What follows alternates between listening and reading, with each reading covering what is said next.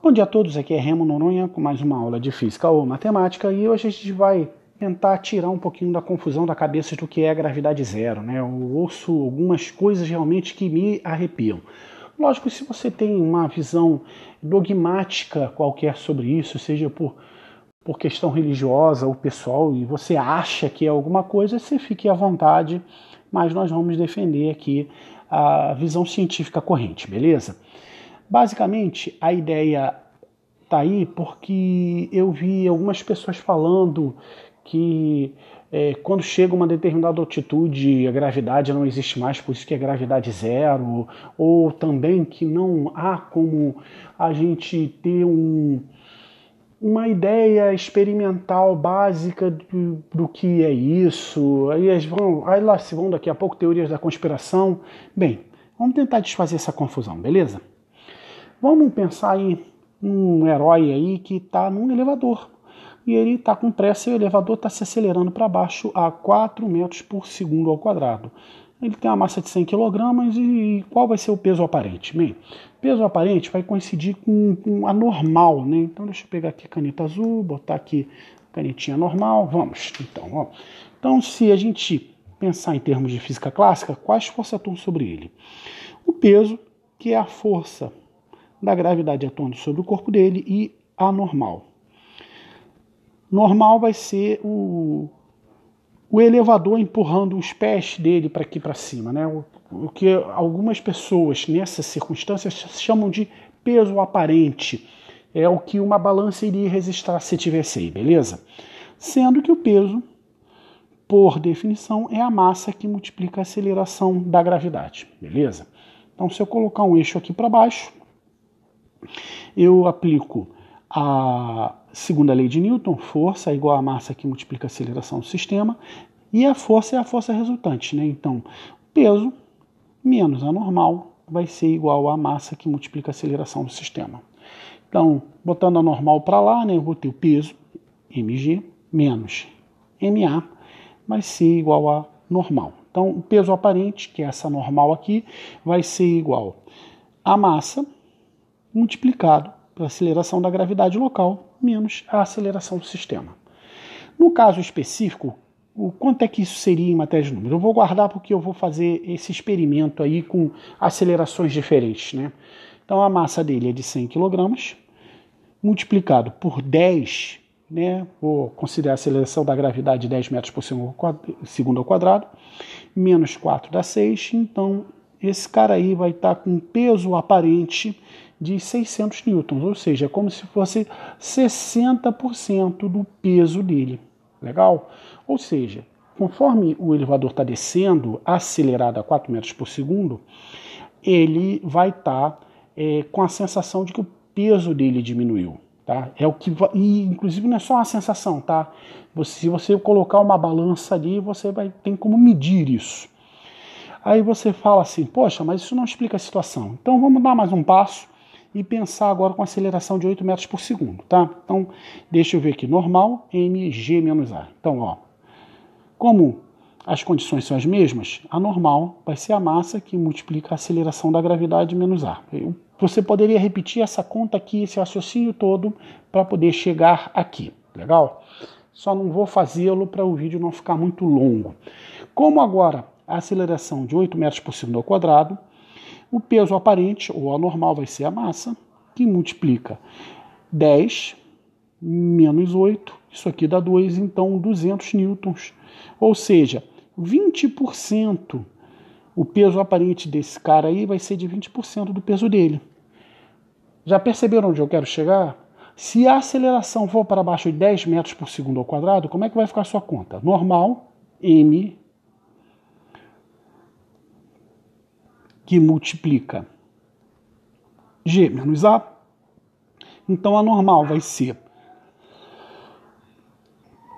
a massa dele, que multiplica 10 menos 10. Isso aqui dá 0. Então o peso aparente dele é 0. Agora repara o que está acontecendo aqui nesse elevador. Esse cara deixou de ter peso? Não. Peso é a força com a qual a Terra atrai ele e vai continuar atraindo. Só que se ele subir numa balança aqui agora, o peso aparente dele é igual a zero. É isso aqui que as pessoas chamam de gravidade zero. Inclusive, eu não gosto do termo justamente porque causa toda essa confusão. Legal? Um outro exemplo que você pode dar isso é algo que eu vi recentemente no desenho animado, né? Você tem um bichinho, como o que eu consigo desenhar razoavelmente é um gato, né? Se você tem dúvida do que é um gato, eu botei ele até fazendo aqui miau, para você ver que é um gatinho que está aí. Digamos que ele está caindo junto com a tábua. Então, no desenho animado, quando a tábua estava chegando no chão, ele dava um passinho e saía tranquilamente. Lógico, se ele estiver caindo na realidade assim, a gente torce para que a altura não seja muito grande para não matar o gato, porque ele está com a mesma aceleração que essa tábua aí, ou seja, a tábua não vai ajudar ele em nada. Ele vai se dar mal do mesmo jeito. Espero que a altura não seja muito grande, porque ele vai ficar numa condição muito parecida ao nosso herói aqui no elevador. Beleza, pessoal? Então, se você estender esse raciocínio, ou desculpa, tem mais uma coisa que eu quero dizer para vocês, que é a questão do movimento circular. Um exemplo que eu gosto de dar no movimento circular é aquela coisa de você jogar marimba, né? Na marimba, o que você tem? Você amarra uma pedra numa linha encerada, né? A gente tem que tomar cuidado com isso, né? Porque pode causar acidente. O pessoal está usando, inclusive, algo que é proibido, a tal da linha chilena, né?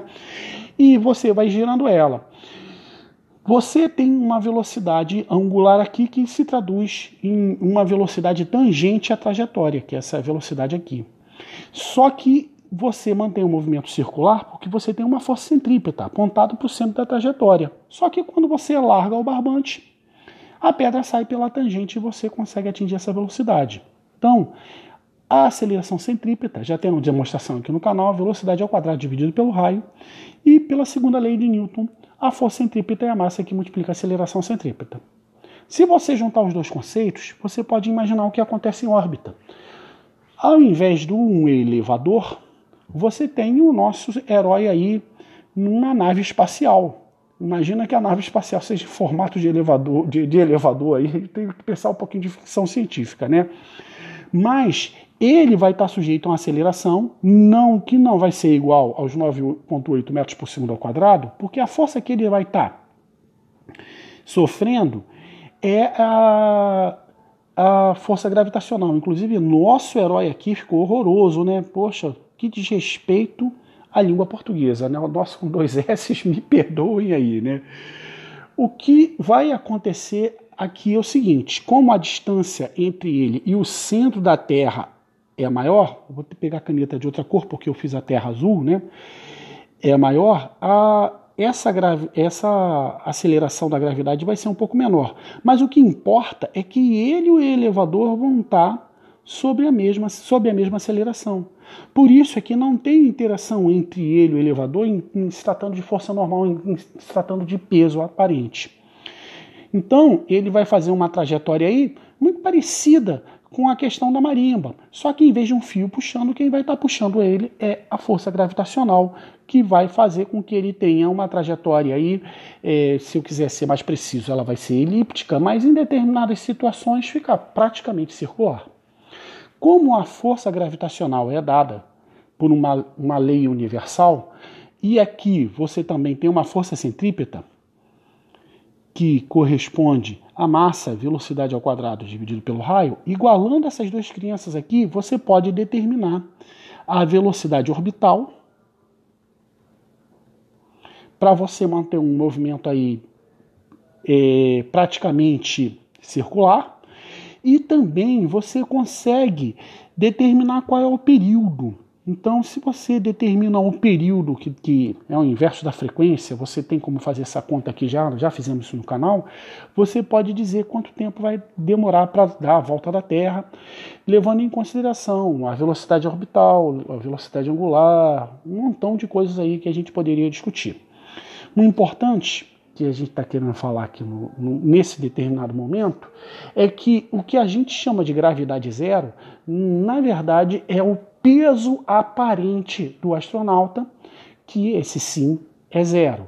Ou seja, a força gravitacional não deixa de atuar nele, mesmo quando ele está em órbita.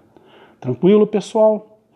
Bem, com a esperança de que a gente tenha desfeito aí qualquer confusão, me despeço dizendo que tem aula todo santo dia, pedindo like, e também, o mais importante, nós temos um monte de PDFs te esperando para poder você estudar um pouco mais. Estão na descrição do canal e também é 0800. No mais, pessoal, para todos, como sempre, aquele enorme abraço.